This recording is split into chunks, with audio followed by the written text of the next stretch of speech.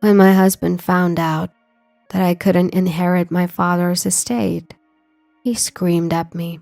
What? You can't inherit the property? I have no use for you anymore. We're getting divorced right now. Later, I got my revenge on my newly remarried husband and sister. My name is Linda, a 32-year-old office worker, and I've been married to Richard for 2 years. I met Richard through a relative's introduction and we got married. My family had some wealth, but since my sister Susan and I were the only children, our relatives were worried about the inheritance and introduced me to my husband. After that, my husband started living with us at my family home. My mother passed away a few years ago, and my father, my husband, and I lived together. My husband seemed very kind and treated my father well, but a relative who introduced him to me said something concerning just before our wedding. I know I introduced Richard to you, but be careful. He's a bit obsessed with money. I was troubled by this warning so close to our wedding, but I didn't notice any signs of greed from my husband.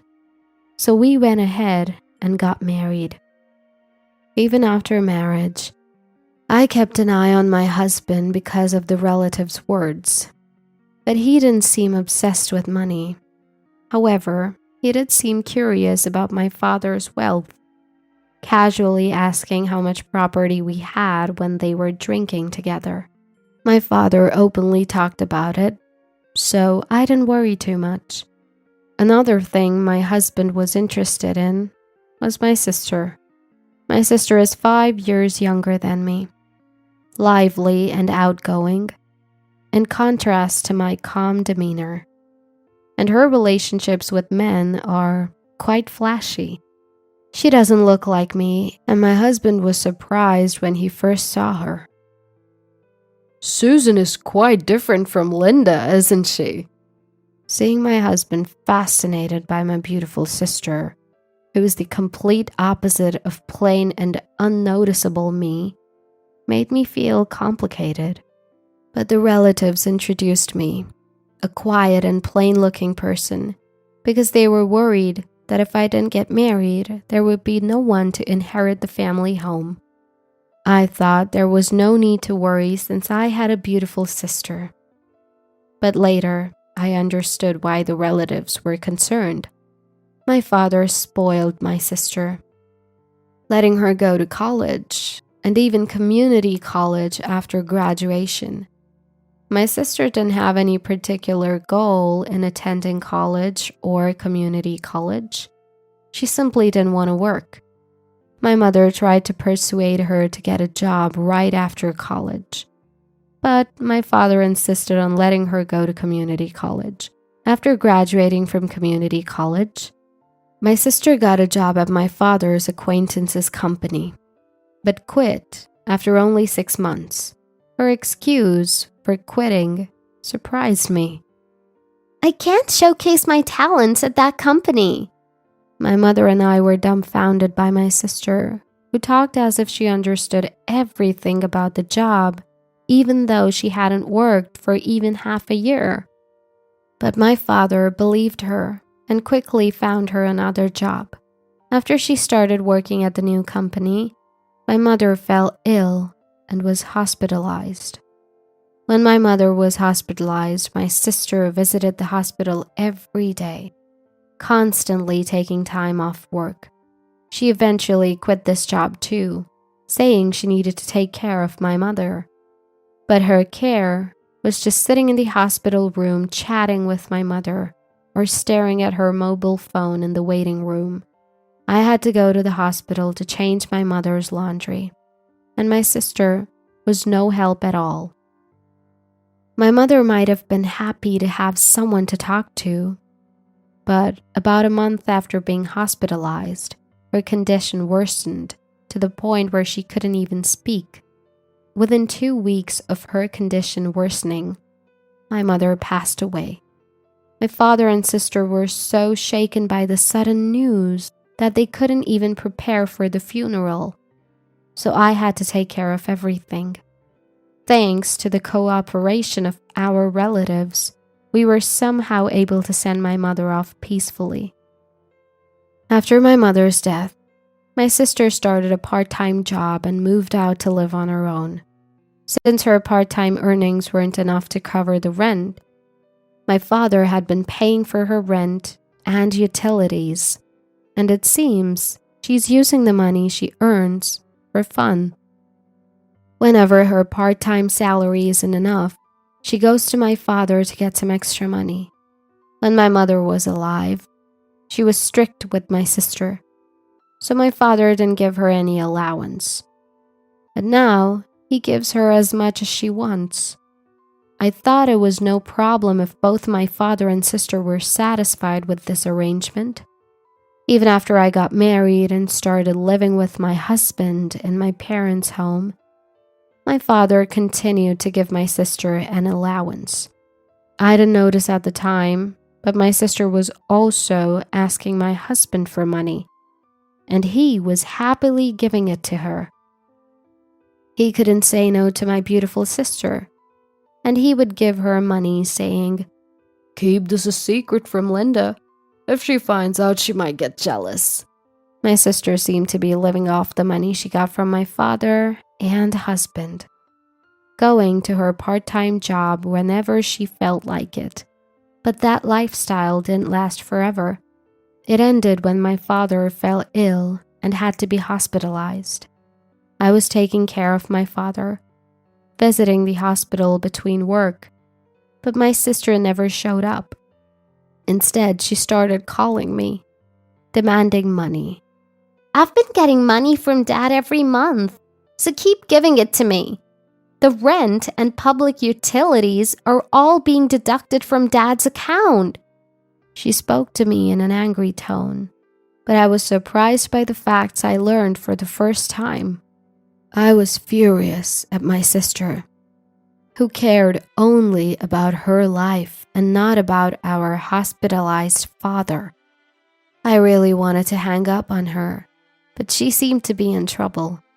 So I asked her how much money my father had been giving her every month. "How much are you getting from Dad every month? Get a full-time job and live on the money you earn." My sister answered grumpily, "Stop nagging. I was getting $1,000 a month. Rent is separate, you know." I was dumbfounded by my sister, who proudly told me the amount. I thought that if I kept giving this much money to my grown-up sister every month, she would never feel like working seriously. I didn't think it was a big problem to give money to my sister, as I thought my father would recover soon after being hospitalized. However, my father's condition suddenly worsened, and I hurriedly contacted our relatives. The doctor also told me it was a serious situation, and I was quite shocked. I wanted my husband's support during this time, but he rarely visited the hospital, claiming he was busy with work. Moreover, when he did show up, he would ask me inappropriate questions like, "Joseph's inheritance must be huge, right? Since you and your sister are the only heirs, are you gonna split it in half?" I had no words to respond to my husband, who only talked about the inheritance. I felt both realization and disgust, understanding what the relatives meant when they said my husband was obsessed with money. When I called my sister to tell her about our father's critical condition, she was only concerned about her money. "More importantly, make sure you pay me every month. I can't live without that money." The call ended abruptly. I was furious at my sister's words, but I was also concerned about the faint male voice I heard on the other end of the phone.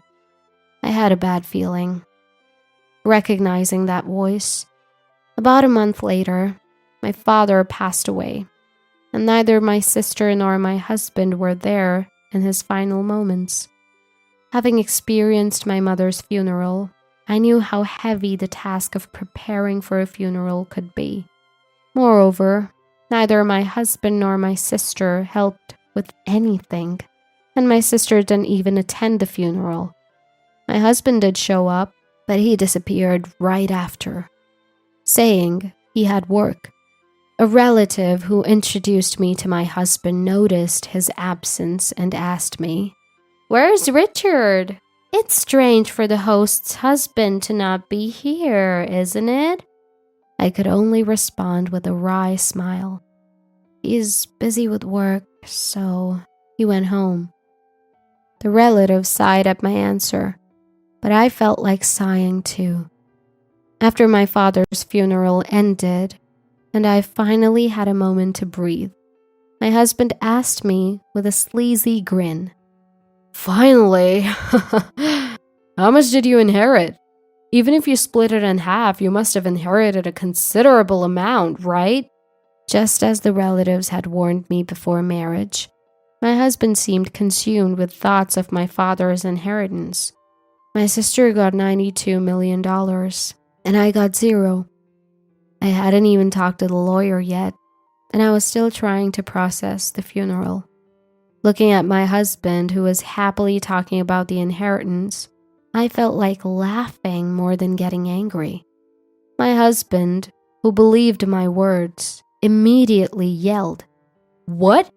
You can't inherit any property? I don't need you anymore. Divorce, now!" I felt the same way, so I shot back, "Let's do it. You married me for my father's inheritance in the first place. I'll divorce you," I shouted and thrust the prepared divorce papers at my husband. He seemed a little flustered, as if he had anticipated this, but he signed them anyway. As he left the house after signing the divorce papers, he said, "I'll divorce you, who gets zero inheritance, and remarry your sister Susan, who gets the $92 million. And left. I didn't care about his words and immediately proceeded with the divorce. I was able to part ways with my terrible husband. My ex-husband seemed to have started the process of marrying my sister the very next day. A few days later, I received a call from my ex-husband. "Do you still believe that story? When will you handle the inheritance? Hurry up and give Susan the $92 million. My ex-husband yelled over the phone. I had been waiting for him to contact me. I didn't want to reach out to my ex-husband, who had left the house on his own. I replied to him in a business-like tone. "Let's discuss this at my place next Sunday. I'm preparing for the procedure and will be waiting." Thinking he would receive the inheritance, my ex-husband happily hung up, but I was looking forward to seeing his face when he learned the truth. On the weekend, my ex-husband and sister came to my family home, surprised to find that I had called a lawyer. However, my ex-husband seemed to convince himself. "Of course, you need a lawyer when inheriting a large sum of money." Then the lawyer turned to my ex-husband with a puzzled look and began to speak. "Before we can discuss the inheritance, there's the matter of Linda's compensation claim against Richard." He showed my ex-husband several photos featuring him leaving my sister's house with clear dates marked. The lawyer addressed my ex-husband. "These are evidence photos of infidelity before the divorce was finalized, so you must pay compensation." I had heard my ex-husband talking about the inheritance over the phone with my sister and immediately asked the lawyer to investigate his infidelity. Perhaps they thought I was distracted by my father's funeral, but my ex-husband and sister met at her house almost daily, allowing me to gather plenty of evidence. The conversation shifted from inheritance to compensation, leaving my ex-husband and sister dumbfounded. But my ex-husband quickly recovered and retorted, "Compensation is nothing compared to the $92 million from the inheritance. I'll pay it right away." He signed the compensation claim documents handed to him by the lawyer, acting all high and mighty. I confirmed it and told him, "Enjoy your life with my sister who inherited zero. Since you signed, I'll make sure you pay the compensation." The moment they heard inheritance zero, my sister screamed, "Why is my inheritance zero? I'm supposed to be getting $92 million. My ex-husband turned bright red and angrily said, "There's no way the inheritance is zero. I won't allow you to take it all for yourself." The lawyer calmly began to explain the furious pair. "Susan is already the stepdaughter of your late mother, and since she was not legally adopted by your late father, there is no legal parent-child relationship. Therefore, Susan cannot inherit your father's estate." I also explained to my confused sister. When our parents remarried, Susan was only about a year old, so you probably don't remember. But I do. I was 6 years old when our parents remarried, and I remember being happy to suddenly have a sister. I never thought that sister would steal my husband. Both parents were struggling with young children, and there was a mediator between them who thought it best for them to remarry. My mother loved me like her real daughter, and my father cherished my sister.